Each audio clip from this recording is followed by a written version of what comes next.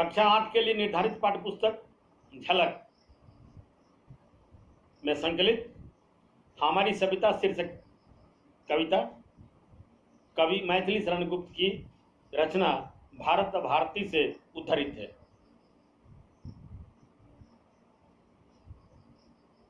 हम कौन हैं, क्या हो गए हैं और क्या होंगे अभी। यह पंक्ति वर्तमान हिंदी साहित्य में युगांतर उत्पन्न करने वाला है।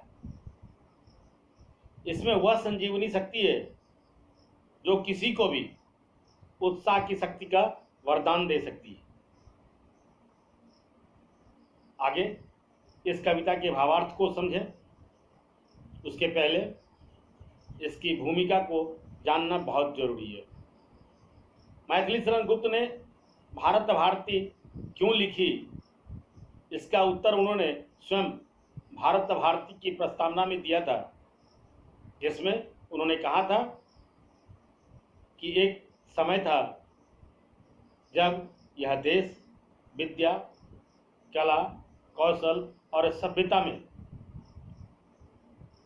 संपूर्ण संसार का शिरोमणि था, और एक समय यह है कि इन्हीं बातों को इसमें सोचनीय अभाव हो गया है। जो आर्य जाति कभी पूरे या सारे संसार को शिक्षा देती थी, वही आज दूसरों का मुंह ताक रही है।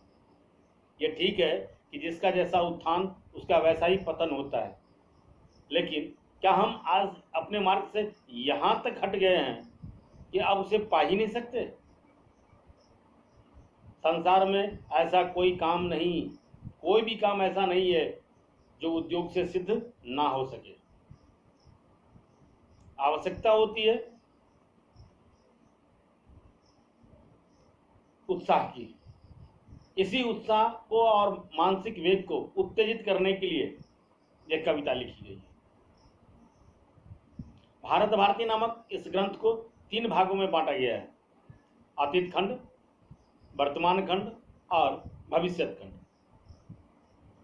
भारत भारती का अतीत खंड भारतवर्ष के इतिहास पर गौरव करने के लिए विवश करता है, जिसमें अतीत के दर्शन, धर्म, कला कौशल, ज्ञान विज्ञान, प्राकृतिक संसाधन, सामाजिक व्यवस्था जैसे अनेक तत्वों को संक्षिप्त रूप से स्मरण कराया गया है। वर्तमान खंड में नैतिक पतन, अव्यवस्था और आपसी भेदभाव से जूझते देश की दुर्दशा को दर्शाते हुए सामाजिक न्यूनता की मांग की गई है। भविष्यत खंड में अपने ज्ञान, विवेक और विचारों की सीमा को छूते हुए कवि मैथिली शरण गुप्त ने समस्या समाधान के हल को खोजने और लोगों से उसके लिए आह्वान करने का भरसक प्रयास किया है। प्रस्तुत पाठ्यपुस्तक में संकलित हमारी सभ्यता को भारत भारती के इन्हीं तीनों खंडों से मिला जुला कर लिए गए हैं, जिसमें भारत के गौरवशाली अतीत को याद करते हुए कहा गया है कि हम कौन थे, क्या हैं और आगे क्या होंगे, ये आज हमारे लिए विचारणीय है। ये अलग बात है कि हमें अपना इतिहास पूरा ज्ञात नहीं है, लेकिन इतना भी नहीं कि हमें कुछ भी पता नहीं। आज हम अपने आप को भूल चुके हैं। समस्त प्राणियों को एक ही विधाता के संतान समझने वाले हमने हमेशा दूसरों का ख्याल रखा। भारतीयों ने कभी किसी के साथ कोई भेद नहीं किया, भले ही वे किसी भी प्रकार से भिन्न ही क्यों न हो। अतिथि सत्कार और जन सेवा करने वाले हम लोग किसी को कभी गुलाम नहीं बनाया। यह हमारे संस्कार नहीं रहे हैं। पूरी सृष्टि को एक परिवार मानने वाला यह देश ही है जिसने पूरे संसार को मानव जाति के सिद्धांत को दिया था।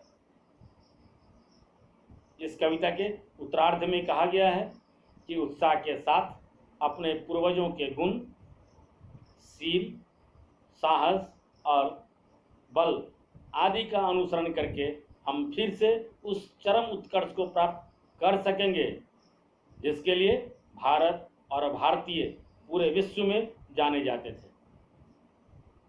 इस प्रकार इस कविता के माध्यम से समाज की दयनीय स्थिति को प्रकट करने के साथ साथ कवि ने उसके समाधान की मंगल कामनाएं भी की हैं। तो ये थे हमारी सविता शीर्षक कविता के भावार्थ।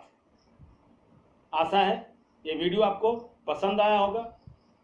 वीडियो पसंद आया हो तो इसे लाइक करें, अपने मित्रों तक इसे शेयर करें, और अगर अभी तक अपने चैनल को सब्सक्राइब नहीं किया है तो चैनल को सब्सक्राइब करें, बेल आइकन जरूर दबाएं ताकि समय से नए वीडियो का नोटिफिकेशन आप सबको मिलता रहे। आप देखते रहिए हिंदी ट्यूटोरियल क्लासेस। धन्यवाद।